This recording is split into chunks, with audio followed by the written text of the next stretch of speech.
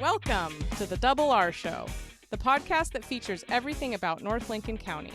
The Double R Show, directed and produced by Paul Robertson and hosted by the voice of Lincoln City, Roger Robertson.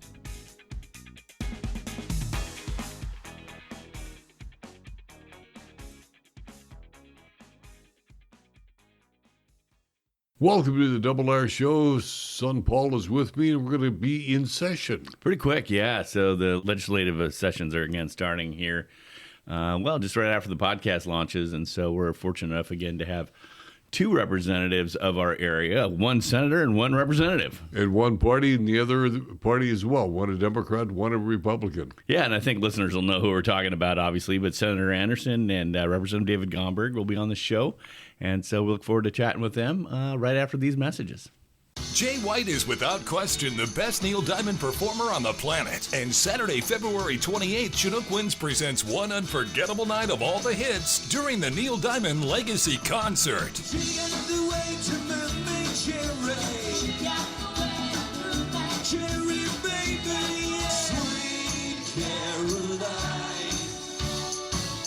The Neil Diamond Legacy Concert, live February 28th at Chinook Winds. Hello again, hello. I just called to say hello. Tickets start at just $25 and are available at the Chinook Winds box office, 888 Main Act, or at ChinookWinds.com. Don't miss Jay White and the Neil Diamond Legacy Concert, February 28th at Chinook Winds Casino Resort in Lincoln City, where concerts are better at the beach. Northwest Septic Service is your one-stop shop for all your septic needs. Northwest Septic Service offers pumping, maintenance, repair, and inspections with one call, 541-994-6977. Buying or selling a home? Northwest Septic Service can inspect your sewer line or an entire septic system. Old or failing septic system? Northwest Septic Service can rejuvenate most drain fields, saving you thousands of dollars. 541-994-6977. Serving Lincoln, Tillamook, and Yamhill counties, Northwest Septic Service. Wouldn't it be great to have all your insurance needs handled by one agency? This is Charlotte Lado with Farmers Insurance and the Insurance Store. Visit our office next to the Wildflower Grill in Lincoln City. Let us be your one stop for your personal, commercial, health, and Medicare insurance needs. A good friend of Lincoln City, Senator Dick Anderson, is with us. Welcome aboard. Well, thank you, Roger. Appreciate it. It's always great to be invited. So you are getting ready for another session. I am. It's called the short session, 35 days, mandatory, no more than 35 days. Starts February 2nd, runs to the first week in March. Is there a lot accomplished, Dick, or is it positioning for 2 years down the road? Yeah, actually, no. We're in the fiscal biennium, Okay. so we had the long session in 25 where we did budgets and did a whole bunch of business, 160 days worth of business. This short session was voted in not too long ago by the citizens of Oregon. One, to take care of exceptions, around budget items or bills that were technical issues. So it was meant to be just a in and out, take care of issues. Tweak for the next 2 years. Yes, but it's really not looking forward or anything into 27, 28. Would that be it? 26. Yeah. Who's good with math? The worst. But because we're in the same biennium, so budgets aren't. They can be changed but not added to. All these kind of things. There's no new money. Now, you are really regulated as to the number of issues that can be brought forth, correct? Well, bills, yes. Specifically. In the short session, because it is only 35 days, members are limited to 2 bills, committees 3 bills, leadership can throw some in. But it's meant to be, not a big policy kind of time to make changes. And because of the short window, you don't have a lot of time to get your bills heard, worked through each chamber. It's got to go through both chambers. So it really is a limiting process. It's a good, I think it's a healthy process. Would like to see us do it in the long session, kind of limit the number of bills. Before we went on, we were talking about the number of bills that you personally will be able to introduce, and you have 4, not 2. I do. And why is that? Well, I like to think it's because I'm a good guy. No, second and that. special. However, as I stated, each member gets 2 bills, so that's theirs. Then, depending on your rank in your policy committees, I'm vice chair of 2 policy committees, early childhood and behavioral health, and housing. So there's a small quirk in the process that says if your chair is in agreement, vice chair should have one of the 3 committee bills. I have superb relationships with my 2 chairs. And so, in essence, I use that committee bill, so to speak, as one of my own. So, as far as I'm concerned, I have 4 bills that I'm able to introduce with the approval of the chair. Okay. Now, those bills are going to be what, Dick? What are you going to bring to the table? Lovely bills. Lovely bills. Great government at its best. All right. Certainly those 2, one of them is housing. Housing, Important. very important, and we don't have enough of it. So the committee bill that I'm bringing on it impacts what are called urban reserves. So this land, one of the things we're always talking about, trying to bring more land into the urban growth boundary. Okay. It's a huge land use process, takes a lot of time, all that stuff. A number of sessions ago, we developed urban reserves. It was intended to kind of in advance communities to do some of the process of land outside the urban growth boundary where they wanted to go in the future. So you could do some of the work, get it done, and then when ready, bring it in. Municipalities didn't take advantage of it. It didn't work. As we explored why, it was because there was no advantage. The time wasn't saved. There was a lot of process, a lot of expense. And, they just, I think Bend is the only one that used Took advantage of it. Okay. So we went back and looked at it and have what my bill does is limit the process, speeds up the process. And so we're hoping we've got enough advantages in this. One, to balance out that municipalities like it and that environmentalists say it's okay, so that a community, when they need land, can bring it in quicker than going through the long process. So it'll be an interesting one because anytime you try to bring land in or expand urban growth boundaries, it's kind of a fight. That's why it's a committee bill. You'll have more oomph behind it. Okay. And that's it. So that's one of the housing ones. Another one of the housing ones is kind of an interesting employer housing. One of the things we've looked at, trying to get employers involved in the housing process, either with assistance or some building their own. You go back to the lumber mills, lumber factories, loggers. They used to have housing out units, in the woods, right, or mills or whatever, owned by the employer, right, utilized by the tenant. And we're kind of looking at that, and so we want to make sure that if it's owned and provided by the employer, in those cases, that it doesn't go foul of the landlord-tenant laws. Because, in fact, if I hire you on, get you into housing, we work for 2 years together, then you leave or you quit or whatever, I don't want you in my housing any longer. And so you're there at the time of your employment, period. Yeah, that's what we want to make sure that, and some kind of balance, since landlords, in essence, the employer has to give them so much notice, but they can't be there if they're not employed. So it's a little quirk, but we found that as we're kind of trying to get larger employers, and there are employers now that looking like they've got to play a role. Mm-hmm. School districts, hospitals, in in the middle of it all the time. Exactly. So we're just trying to clear the road. All right. Now you got bill number 3. Bill number 3 is one of my favorites, and it'll be somewhat controversial. So it's quasi-housing, but I've met a lot of other people of interest, and it's a prevailing wage bill. Prevailing wage is when government money comes into play into public works, for example, at cities, all the things we've done through the state in housing, giving down payments, giving infrastructure.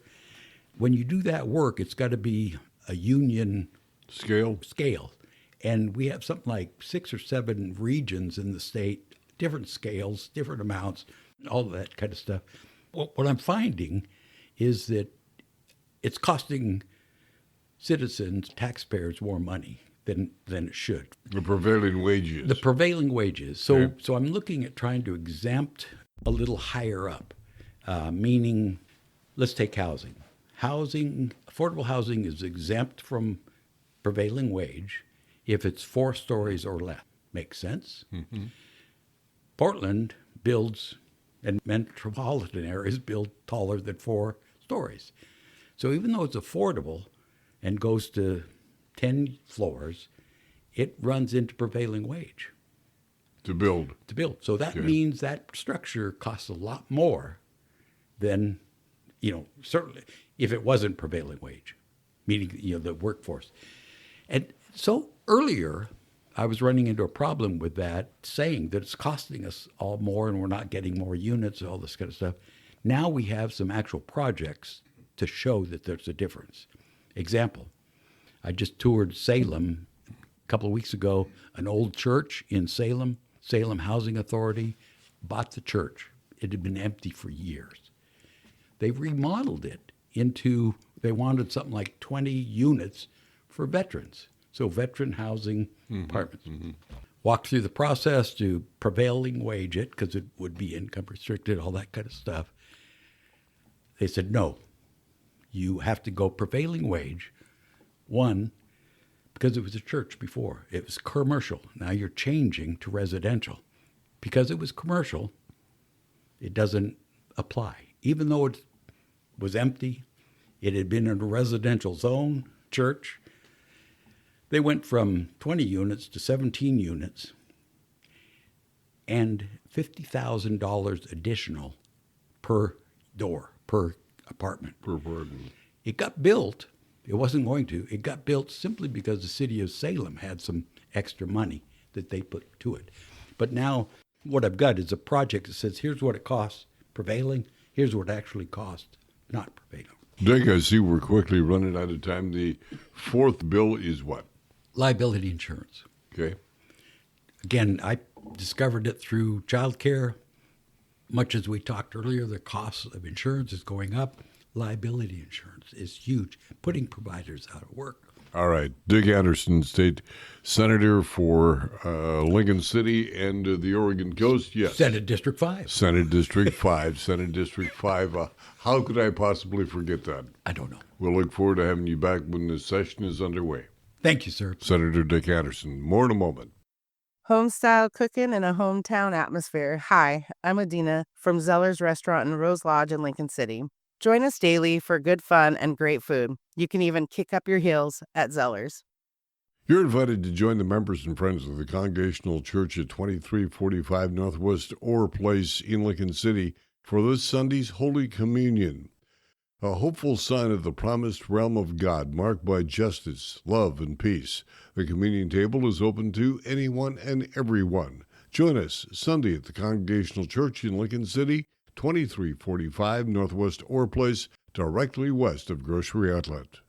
I'm Josh Zantello with Zantello Law Group, and we are fortunate to have a number of attorneys in our office that specialize in a variety of law fields. Call our office and set up a free consultation. With our field of experts, you're never alone. State Representative David Gomberg, good friend of mine, good friend of the county, the district, and everybody else, and we are off to another session. Well, that's right, Roger. We're starting the very beginning of February for the short session. You know, here in Oregon, in odd-numbered years, we meet for about 6 months. We pass bills. We write a 2-year budget. Mm-hmm. We come back in even-numbered years, and we have a 1-month-long session. Originally intended to do some fine-tuning, but oh my gosh, we've got a lot of fine-tuning to do this year. Is it enough time?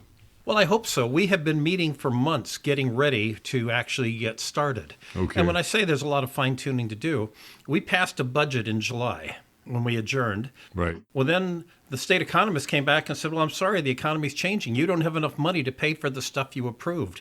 We've got to go in and we've got to reduce the state budget by $750 million. That's a lot of bucks.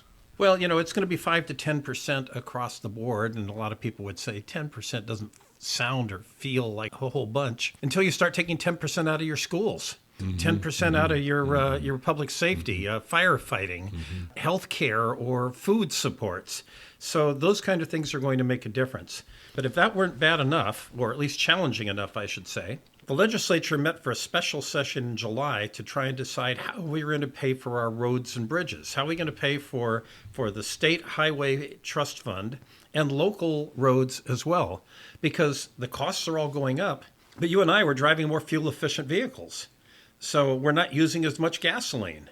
And so revenues are going down, costs are going up. We met and we said, well, you know, we've looked at this for a couple of months now. We've gone through a couple of different proposals. We're going to pare this down to the bare minimum, a modest 6-cent increase in the gasoline tax.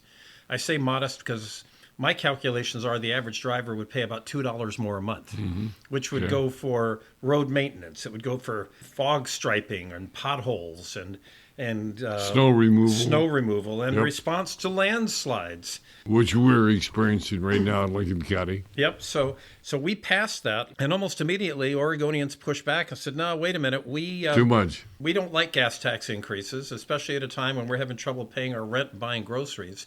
So they collected signatures in a remarkable amount of time and said, "No. Well, if we can't increase revenue, we've got to decrease how much we spend." And that means I've got to go back in there and lead because I chair the committee that handles ODOT's budget.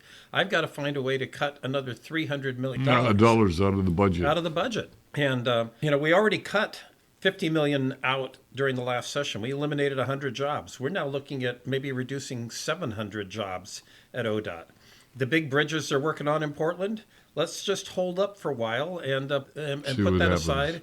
And, the costs are going to go up if we wait, but we can't afford to pay it right now. There are other kinds of local programs that may be on the chopping block, everything from mass transit to safe routes to school to taking care of our rail lines and local bridges. All of that stuff is potentially on the chopping block as we look to balance the ODOT budget as well. So there's a lot going on there. So David Gomberg is going to go to Salem on the 2nd of February and propose what? You get a couple of bills at least? I get 2 bills.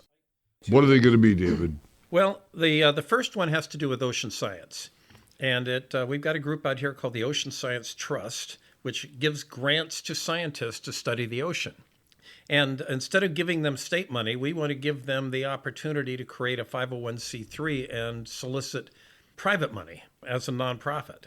So we're going to give them a chance to raise a little money without it coming out of your tax pocket. Okay. And do the good work of figuring out what's going on in our oceans. My second bill is a little more technical. It's a good government bill, but it's a little bit complex because we've got 12 state agencies out there that are considered semi-independent. And because they're semi-independent, they don't have to go through the regular budget process. They don't get a public hearing, and I don't get to vote on what they're doing. And as a matter of fact, because they're semi-independent, they don't have to put their money in state accounts. They can just go down to the local bank and open a bank account. Most of these are little tiny licensing agencies, the Board of Geologists, the Board of Landscape Architects. A couple of them are pretty big. One of them is the State Wine Board, one is the Film and Video Office, and one of them is Travel Oregon. Which is huge. It is. I mean, they get 1.5% of lodging taxes across the state. And so they've got more than $100 million that they deal with each year. And I want them to go through the budget process like everybody else. Currently, they do not have to sit in front of the legislative session? They come in and they make a report. Okay. And now what really happens is all 12 of them are lumped into one report that's about 10, 12 pages long. And that is presented to one of the committees I serve on. And I listened to this report and I said, wait a minute. Everybody else goes through the budget process. Why don't these folks go through the budget process? So I'm not saying anybody's doing anything wrong. I don't believe that there's anything inappropriate going on in these agencies. That's the real rationale. No, this is just about government responsibility. If there's a state agency out there, even if they call themselves semi-independent, I, as a legislator, have the responsibility to make sure they're doing what they're supposed to do and spending in the way they're supposed to spend and not charging people more than they need to. During the long session, you spent a lot of time sitting up in front, holding the gavel on the House. I did. Will that happen again? Well, I'm still the Speaker Pro Tem of the Oregon House, so whenever the speaker doesn't feel like presiding, she asks me to do it. And that happened about 4 out of 5 days every week during the long session. So I expect I'll be spending some time up there again, maintaining control. And it's interesting because when you're up at the front running the meeting, you got to pay attention to everything. The nuances. Who wants to speak? How long have they spoken? Who's spoken more than once? Are they following the rules? You got to track it all. You got to keep track. While everybody else is sitting out there during a 3-hour-long boring debate, doing their email and writing their speeches or checking Facebook or eBay, whatever. I'm up there hanging on to every single word. And oh, by the way, standing up all the way through it as well. So, I enjoy doing it. I think it's meaningful. I'm proud that our district gets that opportunity, that visibility. And what do we, as a representative district, get out of that? Bragging rights. Okay. Yeah. But, there's something else going on, and that is that I become part of the House leadership. I get to go into a small room with a small group of people and talk in a little more depth about some of the things that are going on. True. Okay. And that's important. Okay. Carrying clout. Yeah. So, God forbid something happens to the speaker. Under the rules, you know who becomes the speaker? Oh, yes. Welcome aboard. That's it. So I'm having a good thought for her every day as she's driving home in winter weather. Are you anticipating a lot of intense discussions this time around, or is everybody seeming to be on the same page? There are funny little side issues that are blowing up into big things and probably shouldn't. But we had this transportation package, 6-cent gasoline tax increase. The people say we want to vote on it. It's going to be on the ballot. And so they collected signatures to put it on the ballot in November. The governor comes out and says, I don't want to wait a whole year before we can find the outcome of this and start to decide how we take care of our roads. So she proposed that we just repeal the whole thing. Well, the legislature looked at that and got some legal opinions on whether we could, in fact, repeal the whole thing and decided, no, we're going to put it on the May ballot instead of the November ballot. Well, right away, we start getting warning flags and press releases and people pushing back because they're saying, well, we wanted it to be on the November ballot. Why did you want it to be on the November ballot? Oh, because that's when we elect a new governor. And we want this gas tax to be on the ballot at the same time that the governor's on the ballot, because maybe that'll help one of us and hurt one of them. And so that's part of what's going on. They're also saying, well, the May election has lower turnout, and we want to go to a ballot where there's more people voting in the general election than when we have the primary election in May. I went back and looked at the last 5 times that we referred tax measures to the ballot, and they were all voted on in May, not in November. So I think this is a good compromise. We can find out what's going on, and we can make the decision right away to what we're going to do next. And by the way, the transportation package included gas tax increase, fee increases. We deregulated trucking and reduced a lot of the weight and mile tax on trucks. And we made some changes in the payroll tax to pay for transit, and we implemented a number of accountability measures for ODOT. Oh, and we also decided that we'd start asking electric vehicles to help pay for roads. The referral only includes the payroll tax, the gas tax, and the fees.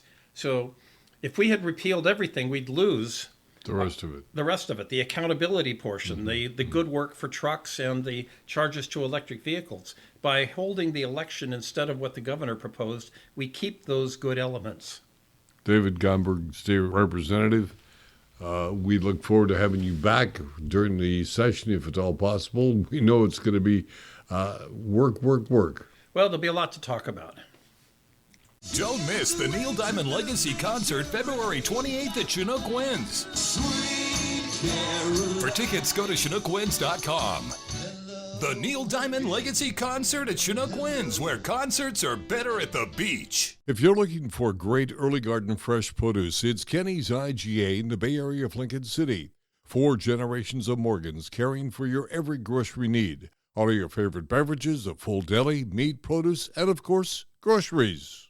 Add to your personal library today with a book from Bob's Beach Books in the Ocean Lake area of Lincoln City. I'm Diana Portwood, and books provide a world of discovery. From science to science fiction, read what you've been missing.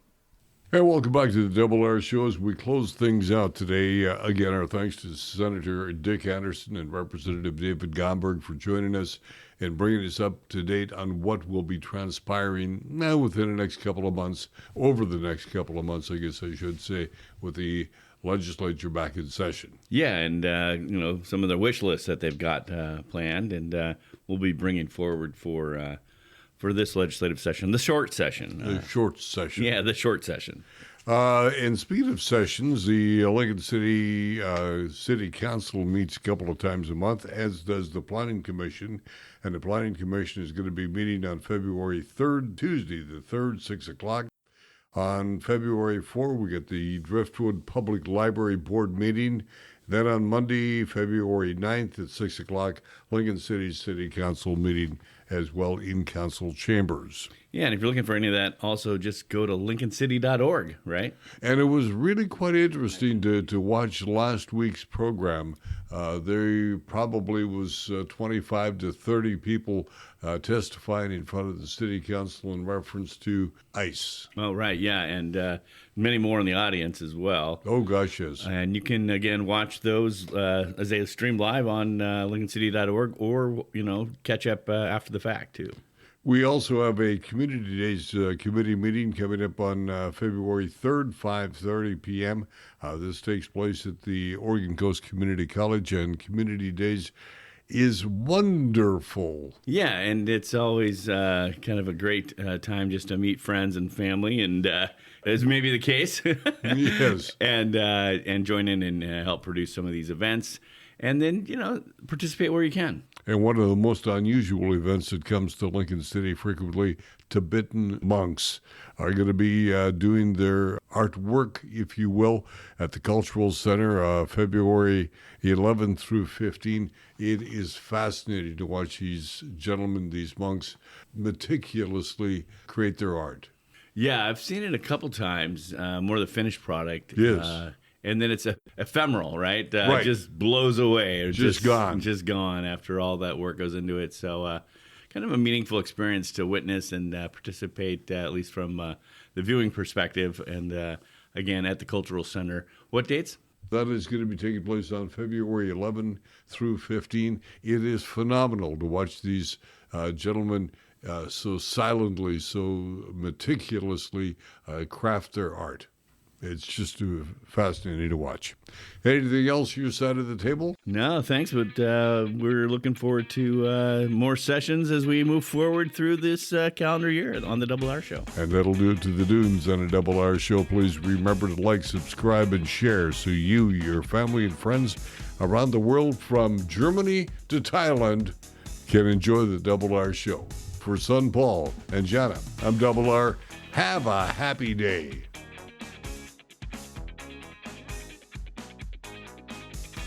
You've been listening to The Double R Show. Join Roger and Paul Robertson as they explore everything about North Lincoln County. The Double R Show, produced by Always Productions and hosted by Roger Robertson. Have a story? Email contact@alwaysproductions.com or call 458-201-3039. For The Double R Show, I'm Jana Grawn.